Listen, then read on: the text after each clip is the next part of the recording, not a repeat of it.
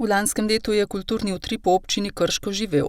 Kljub neugodnim razmeram so ljubiteljski ustvarjalci uspešno izvedli začrtan program, za kar so se jim zahvalili s Prešernovimi plaketami. Podelili so 4 bronaste in 1 srebrno. Slednjo je prejel dolgoletni član kulturnega društva Svoboda Brestanica Alojz Kranjc. Priznanje pomeni veliko, da smo le nekaj naredili, pa nekaj delali dobrega za društvo in za publiko. 4 društva, Kulturno društvo Svoboda Brestanica, Društvo likovnikov Krško oko, Društvo ljubiteljev fotografije Krško in Kulturno društvo Stane Kerin Podbočje pa so prejela posebna priznanja Zveze kulturnih društev Krško. Naše društvo deluje že krepki 70 let. V glavnem smo aktivni na gledališkem področju, seveda tudi na glasbenem, malo manj na kakšnem literarnem.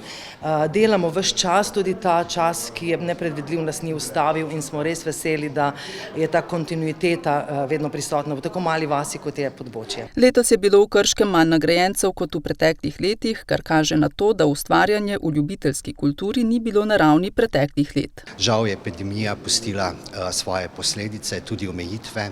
Društva imajo različne člane in zaradi tega so se tudi društva ubadala z različnimi omejitvami.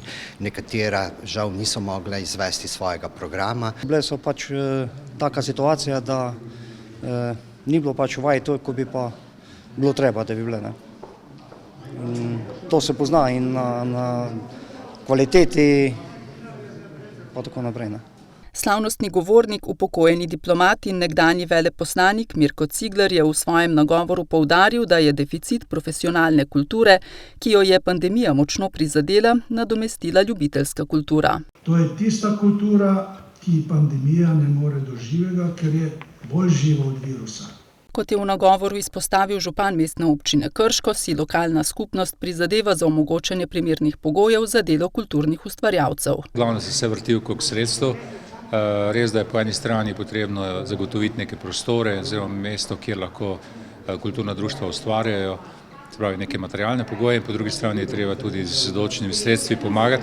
To počnemo z vsakoletnim razpisom, tam nekje okrog 130 tisoč evrov namenimo za vsakoletne razpise za kulturna društva. Tako da te dva dejavnika skupaj pomenita pravzaprav tisto materialno osnovo za normalno delo kulturnih društev. V kulturnih društvih, ki delujejo v občini Krško, so s pogoji za delovanje načeloma zadovoljni. V Podbočju imamo krasno dvorano, ki letos praznuje 100 let oziroma 101. leto in smo hvaležni tudi občini, da je prisluhnila našim zahtevam oziroma da nam pomaga pri vzdrževanju te dvorane in seveda tudi krajevni skupnosti Podbočje.